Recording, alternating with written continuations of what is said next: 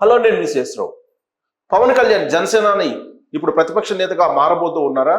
ఆయన కూటమిలో చేరినప్పటికీ, కూటమిలో ఉన్నప్పటికీ కూడా ఎన్నికలు అయిపోయిన తర్వాత ఇప్పుడు ఆయనకి 21కి 21 గెలుచుకుని 100% స్ట్రైక్ రేట్తో ఉన్నటువంటి పవన్ కళ్యాణ్ భవిష్యత్ రాజకీయం దృష్ట్యా అడుగులు వేయబోతూ ఉన్నారా? ఆ క్రమంలోనే చంద్రబాబు నాయుడు క్యాబినెట్ లో చేరడానికి దూరంగా ఉండాలి అనేటువంటి ఒక అభిప్రాయానికి, ఒక నిర్ణయానికి వచ్చారా? ఇలాంటి ప్రశ్నలు ఇప్పుడు వినిపిస్తూ ఉన్నాయి. జనసేనలో కూడా ఇలాంటి టాకే నడుస్తుంది. ఒకవేళ చంద్రబాబు నాయుడు క్యాబినెట్ లో కనుక చేరితే వచ్చేటువంటి క్యాబినెట్ 4 స్థానాలు 4 మంత్రులు అయ్యేటువంటి అవకాశం ఉంది.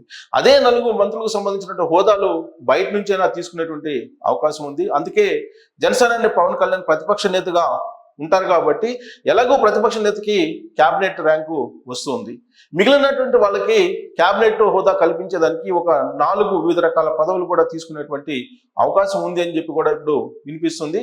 భవిష్యత్ రాజకీయం దృష్ట్యా జనసేన ఎదగడానికి ఇప్పుడు చంద్రబాబు నాయుడు క్యాబినెట్కి దూరంగా ఉండాలి అనేటువంటి ఒక ప్రయత్నం జనసేనలోనే జరుగుతుంది. ఆ మేరకు జనసేనలోనే టాక్ కూడా నడుస్తూ ఉంది.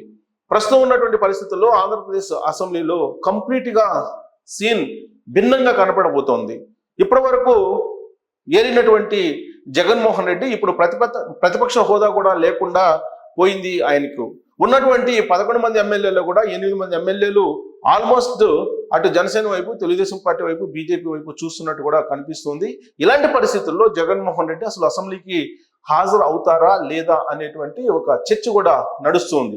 అందుబాటులో ఉన్నటువంటి కొంతమంది లీడర్లతోటి అత్యవసర సమావేశాన్ని జగన్మోహన్ రెడ్డి ఏర్పాటు చేసుకున్నారు. ఈ క్రమంలో రాబోయేటువంటి కొత్త అసెంబ్లీకి హాజరు కావాలా లేదా అనేది జగన్మోహన్ రెడ్డి చర్చించుకుంటూ ఉన్నారు. అయితే వైఎస్ఆర్ కాంగ్రెస్ పార్టీ వర్గాలు లేదంటే జగన్మోహన్ రెడ్డి అభిమానులు కానీ, జగన్మోహన్ రెడ్డికి సంబంధించిన సన్నిహితులు కానీ చెప్పేటువంటి మాట, జగన్మోహన్ రెడ్డి అసెంబ్లీలో అడుగుపెట్టే అవకాశం లేదు, ఆయన ఎమ్మెల్యేగా కూడా ప్రమాణ స్వీకారం చేయబోరు అనేటువంటి ఒక టాక్ అయితే వినిపిస్తుంది. ఒకవేళ ఎమ్మెల్యేగా ప్రమాణ స్వీకారం చేసినప్పటికీ అసెంబ్లీలోకి ఆయన రారు, వచ్చినప్పటికీ కూడా ఆయన ఒక సభ్యునిగా మాత్రమే మిగులుతారు కాబట్టి అసెంబ్లీలోకి రాకుండా అసెంబ్లీకి దూరంగా ఉంటారు అనేటువంటి ఒక అభిప్రాయం అయితే వైఎస్ఆర్ కాంగ్రెస్ పార్టీ వర్గాల్లో ఉంది. కానీ ప్రజాస్వామ్యయుతంగా ఆయన ఖచ్చితంగా ఎమ్మెల్యేగా అయినా సరే హాజరవ్వాలి, ప్రజలు ఇచ్చినటువంటి మ్యాండేట్ని గౌరవించాలి, ప్రజాస్వామ్యబద్ధంగా వచ్చినటువంటి తీర్పుని గౌరవించి ఆయన అసెంబ్లీకి అయితే రావాలి. ఒకవేళ అసెంబ్లీకి వచ్చినా ఆయనకైతే ప్రతిపక్ష హోదా ఉండదు, కేవలం ఒక సభ్యుడిగా మాత్రమే ఆయన హాజరు కావాల్సి ఉంటుంది. ఇప్పుడు మారినటువంటి సినారియోలో ప్రధాన ప్రతిపక్షంగా ఇప్పుడు జనసేన ఉండబోతుంది. సో జనసేనని ప్రధాన ప్రతిపక్ష నేతగా ఆయన అసెంబ్లీలో తన వాయిస్ని వినిపించబోతూ ఉన్నారు. ప్రధాన ప్రతిపక్ష నేత అంటే క్యాబినెట్ హోదా వచ్చేటువంటి అవకాశం ఉంది. అంటే కనీసం 18 మంది ఎమ్మెల్యేలు ఉంటేనే ప్రధాన ప్రతిపక్ష నేతగా గుర్తింపు ఉంటుంది, క్యాబినెట్ హోదా కూడా వస్తుంది. ఇప్పుడు 21 మంది ఎమ్మెల్యేలు జనసేన పవన్ కళ్యాణ్ ఉన్నారు కాబట్టి ఆయనకి క్యాబినెట్ హోదా కూడా లభిస్తుంది. అయితే మిగిలినటువంటి వారికి ఏ విధంగా సహాయం చేయగలరు ఆయన? చంద్రబాబు నాయుడు క్యాబినెట్ లో చేరితే కనుక వచ్చేటువంటి బెనిఫిట్స్ ఏంటి? ఒకవేళ ప్రతిపక్ష నేతగా లేదా ప్రతిపక్షంగా వ్యవహరిస్తే అసెంబ్లీలో వచ్చేటువంటి బెనిఫిట్స్ ఏంటి అనే దాని మీద తర్జన పడుతూ ఉన్నారు ఇప్పుడు జనసేనలోనే. ఇప్పుడు జనసేనకు సంబంధించి పొలిటికల్ అఫైర్స్ కమిటీ చైర్మన్ గా నాదెండ్ల మనోహర్ ఉన్నారు. ఇప్పుడు నాదెండ్ల మనోహర్ అలాగే పవన్ కళ్యాణ్ సమావేశమై అత్యవసరంగా ఈ విషయాన్ని మాట్లాడుతున్నారు. కేంద్రంలో మాత్రం ఎన్డీఏలో భాగస్వామిగా ఉంది జనసేన అలాగే తెలుగుదేశం పార్టీ.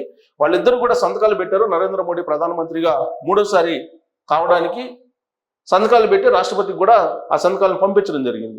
అయితే కేంద్రంలో మాత్రం ఎన్డీఏలో భాగస్వామిగా ఉన్నటువంటి తెలుగుదేశం పార్టీ, జనసేన రాష్ట్రానికి వచ్చేటప్పటికి అధికార పక్షం ప్రతిపక్షంగా ఒక రోల్ని పోషించబోతూ ఉన్నాయి ఈ 2 పార్టీలు. రాబోయేటువంటి రోజుల్లో జగన్మోహన్ రెడ్డి లేదా వైఎస్ఆర్ కాంగ్రెస్ పార్టీ వాయిస్ అనేది అసెంబ్లీలో పెద్దగా ఉండదు కాబట్టి ప్రధాన ప్రతిపక్ష నేతగా ఇప్పుడు పవన్ కళ్యాణ్ మాత్రం ఉండేటువంటి అవకాశం ఉంది.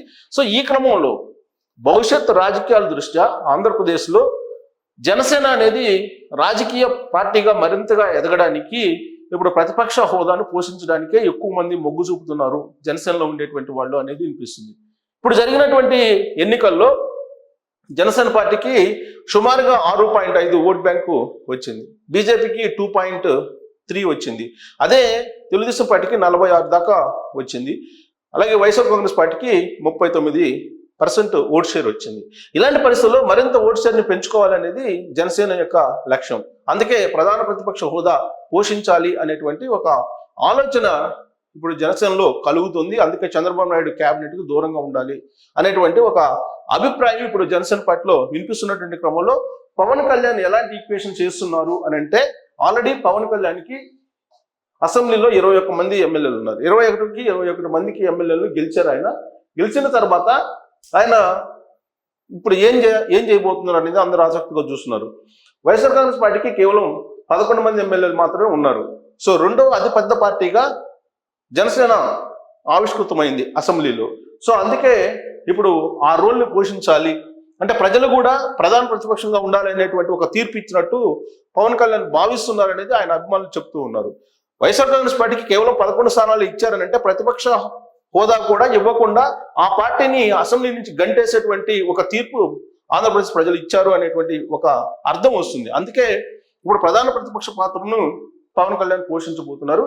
సో ఇప్పుడు మిగిలినటువంటి వాళ్ళకి నాదెండ్ల మనోహర్కి పిఎస్సి చైర్మన్ లేదా స్పీకర్ పదవిని ఆశిస్తూ ఉంది జనసేన పార్టీ. అయితే పిఎస్సి చైర్మన్ పదవి కూడా క్యాబినెట్ హోదా. సో కాబట్టి పిఎస్సి చైర్మన్ పదవిని ఇచ్చి నాదెండ్ల మనోహర్కి మనకు క్యాబినెట్ హోదాగా కల్పిస్తారా, లేదంటే స్పీకర్ పదవిని ఆశిస్తుంది జనసేన పార్టీ అనేది వినిపిస్తుంది. స్పీకర్ గా నాదెండ్ల మనోహర్ని కూర్చోబెడతారా అనేటువంటి ఒక టాక్ కూడా. అంటే ప్రతిపక్షంలో ఉండి కూడా స్పీకర్ పదవిని ఆశిస్తూ ఉన్నారు. కానీ దీనికి తెలుగుదేశం పార్టీ బహుశా అంగీకరించకపోవచ్చు. పిఎస్సి చైర్మన్ పదవి ఇవ్వడానికి ఎలాగో ప్రతిపక్షానికి ఇవ్వాలి కాబట్టి నాదెండ్ల మనోహర్కి ఇచ్చేటువంటి అవకాశం ఉంది. ఇక జనసేన చీఫ్ విప్ గా బొమ్మిడి నాయకర్. సో పార్టీకి ఎలాగో చీఫ్ విప్ ఉంటారు, విప్పులు ఉంటారు. సో బొమ్మిడి నాయకర్ ఇతనికి సామాజిక ఈక్వేషన్ల క్రమంలో ఇతనికి చీఫ్ విప్ గా ఇస్తే కనుక బొమ్మిడి నాయకర్ కూడా క్యాబినెట్ హోదా వచ్చేటువంటి అవకాశం. అంటే ఇప్పుడు 3 క్యాబినెట్లు అయినాయి. ఒకటి పవన్ కళ్యాణ్ ప్రతిపక్ష నేతగా, 2 Nadendla Manohar PSC chairman, 3 Bommidi Nayakar chief whip గా ఎలాగో క్యాబినెట్ ర్యాంకు అనుభవిస్తారు కాబట్టి. ఇక విప్పులుగా సుందరపు విజయ్ అలాగే పంచకల రమేష్లకు ఇచ్చేటువంటి అవకాశం ఉంది. ఈ మేరకు జనసేన పార్టీలో చర్చ జరుగుతోంది. ఇక డిప్యూటీ ఫ్లోర్ లీడర్ గా నాదెండ్ల మనోహర్ ఉండేటువంటి అవకాశం ఉంది. సో ఆల్రెడీ ఇప్పుడు పొలిటికల్ అఫైర్స్ కమిటీ చైర్మన్ గా ఉన్నారు కాబట్టి జనసేన పార్టీకి ఆయన్నే డిప్యూటీ ఫ్లోర్ లీడర్ గా ఉంటారు. ఎందుకంటే ప్రతిపక్ష నేతగా ఉన్నారు కాబట్టి Pawan Kalyan. So Nadendla Manohar deputy floor leader గా ఉండేటువంటి అవకాశం ఉంది. సో జనసేనలో ఇద్దరికి క్యాబినెట్ హోదా కలిగినట్టు కార్పొరేషన్ పదవులు ఇవి కాకుండా పిఎస్సి చైర్మన్ అలాగే ప్రతిపక్ష హోదాలో ఎక్కడ పవన్ కళ్యాణ్ ఉంటారు కాబట్టి విప్పు అలాగే చీఫ్ విప్ తో పాటు జనసేనలో ఇద్దరికి క్యాబినెట్ హోదా కలిగినటువంటి కార్పొరేషన్ పదవులు ఇచ్చేలాగా ఆ మేరకు ప్రతిపాదన పెట్టేలాగా జనసేనలో కొంత చర్చ అయితే జరుగుతుంది. సో కూటమికి 10 ఏళ్ళు అధికారం ఇవ్వాలని పవన్ కళ్యాణ్ ఎన్నికల ప్రచారం సందర్భంగా ఆయన ప్రజలకు విన్నవించారు. 10 ఏళ్ల పాటు కూటమి అధికారంలో ఉంటే ఆంధ్రప్రదేశ్ యొక్క అభివృద్ధి పెరుగుతుంది, ఆంధ్రప్రదేశ్ ముఖ చిత్రం మారిపోతుంది. కాబట్టి 10 ఏళ్ల పాటు కూటమికి అధికారం ఇవ్వండి అని అంటే ఈ లాంగ్ రన్ లో ఈ పొత్తు కొనసాగుతుంది అనేది పవన్ కళ్యాణ్ యొక్క ఆలోచన. అందుకే ఆ విధంగా ఆయన ప్రజలకు ప్రచార సందర్భంగా తెలియజేశారు. ఇక క్యాబినెట్ కు దూరంగా ఉండాలనేటువంటి కీలక నిర్ణయం పవన్ కళ్యాణ్ తీసుకున్నట్టు తెలుస్తుంది. భవిష్యత్తు రాజకీయ బలం కోసమే ఇలాంటి నిర్ణయం తీసుకున్నట్టు కూడా తెలుస్తోంది. సో పవన్ కళ్యాణ్ ఇప్పుడు ఒక మంత్రి కన్నా కూడా ప్రతిపక్ష నేతకు ఉండేటువంటి హోదా, ఆ ఇమేజ్ వేరుగా ఉంటుంది అనేది జనసేనలో పవన్ కళ్యాణ్కి ఇస్తున్నటువంటి ఫీడ్బ్యాక్. జనరల్ గా క్యాబినెట్ తీసుకొని లేదా డిప్యూటీ సీఎం అయి ప్రభుత్వంలో భాగస్వామి కంటే కూడా ప్రతిపక్ష నేతగా ఉంటే కనుక ఆ హోదా వేరే ఉంటుంది. అది ఇండివిజువల్ గా రాజకీయంగా పైకి ఎదగడానికి కూడా అవకాశం ఉంటుంది అనేది జనసేన పార్టీలో జనసేన పవన్ కళ్యాణ్కి ఇస్తున్నటువంటి సలహాలు.